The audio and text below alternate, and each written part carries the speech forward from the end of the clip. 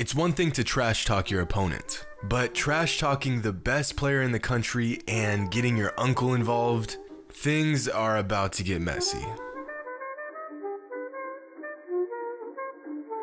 What's up everybody, it's Jimmy, and over the past few years there's been this quiet, underlying rivalry between LeBron James and Trevor Ariza. But it's not your typical loud, in-your-face, all-over-the-media rivalry. It's actually very subtle, and more often than not, it seems to be rooted in a place that goes beyond basketball. With most sports rivalries these days, players seem to hate each other and get all worked up on the court, but as soon as the clock hits zero, things are back to normal. It's all just fun and games. But when it comes to LeBron and Ariza, it seems like these guys genuinely hate each other. Like, legit cannot stand each other. And although this has come to light in the past few years, this rivalry goes much further than that. In fact, this battle has been going on for the past 15 years. Way back when they were kids in high school. Back when LeBron was the man and Trevor Ariza's uncle had some choice words for the self-proclaimed king.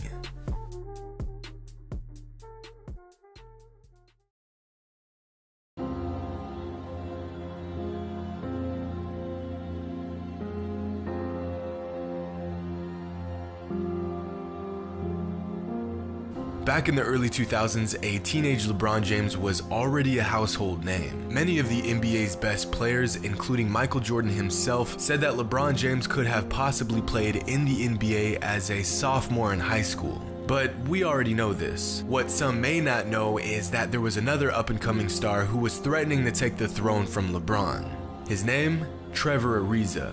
Yeah, that Trevor Ariza, a 6'8" power forward out of California. At the time, Trevor was regarded as the best high school player in the state of California, and by his senior season was ranked as the 18th best high school player in the country. Ariza was legit. In fact, he was so good that some thought he might have been better than the king himself. Lucky for fans, they didn't have to guess or create hypothetical situations for which player was better, because the two standouts were set to face off that season on February 8th, 2003. This was Ariza's opportunity to prove that he really was all that he was said to be. But fans didn't have to wait to February 3rd to witness one of the biggest matchups in high school basketball. Weeks before the game, the trash talking was well underway. Before the two high school stars even met on the court, numerous media outlets interviewed Ariza and James about the upcoming game. As usual, LeBron seemed unfazed about the whole thing, saying it was just like any other game. And when you consider the teams that LeBron faced in high school and knocked off one by one, this particular matchup against Ariza and California's best team in Westchester was just another game for LeBron. But for Ariza, it was much more than that. Trevor was confident that he was the better player, and he was ready to show everyone who the real #1 player in the country was, saying that LeBron was overhyped and that he was the one that led his team to a top 10 national ranking all by himself, whereas LeBron had a full team of elite players and got a lot more help. Ariza was 100% confident that come February 3rd, he would have no problem shutting LeBron down. And he wasn't the only player that thought this. Ariza's uncle was also asked about the matchup, and he replied, "I don't know why LeBron James gets all the publicity. My nephew Trevor Ariza is better than he is. I mean, I'm all for supporting family, but this amount of confidence is approaching LeVar Ball territory, and there ain't no coming back from that." So on February 3rd, 2003, the rivalry was finally put to the test. 8,500 fans fill Sovereign Bank Arena to watch two of the best teams and two of the best players in the country square off. Ariza wanted his shot at the king, and that moment had finally come. As the game gets underway, Ariza and the Westchester Comets get out to a hot start. Back-to-back turnovers by St. Vincent St. Mary give Westchester an early lead. To make things worse for LeBron, Ariza was fired up. After a steal and a dunk, he comes down the court and taunts LeBron. On the defensive end, he's not giving James an inch. It's only a few minutes into the game and the broadcasters are already doubting LeBron's efforts. Maybe the hype had finally got to him. Maybe Trevor's uncle was right about his nephew being the better player. I mean, LeBron was fresh off of his infamous jersey scandal that almost lost him the remainder of his senior season.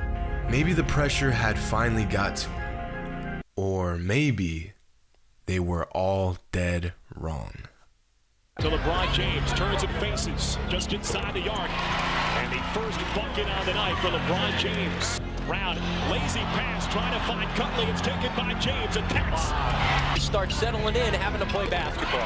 Just not as thick and strong as James. As James, one-on-one, into the lane. And a right-handed finger roll finish. Your defense, James in the backcourt. Down to 2 seconds. James has to fire it up. And he banks it home.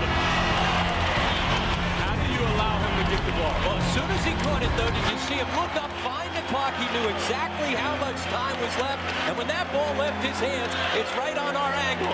It was going the whole way. After a cold start, LeBron knocks down shot after shot, dropping 18 points in the last 5 minutes of the first quarter. Ariza came ready for a challenge, but this was a whole lot more than he had signed up for. And unfortunately for Trevor, LeBron was just getting started. Basket into the lane, right-handed finish.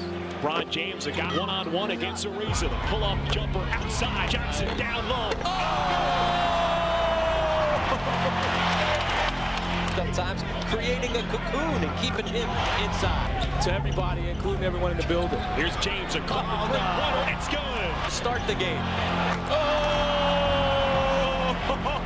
More showtime. Right back. Ariza loses the handle. James.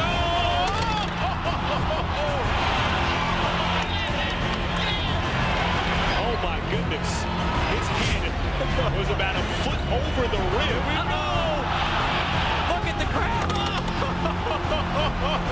Gerard Moret. Here's James going to the left hand. Spent the last 10 minutes in the air. Falling away. Maybe it's not that tough.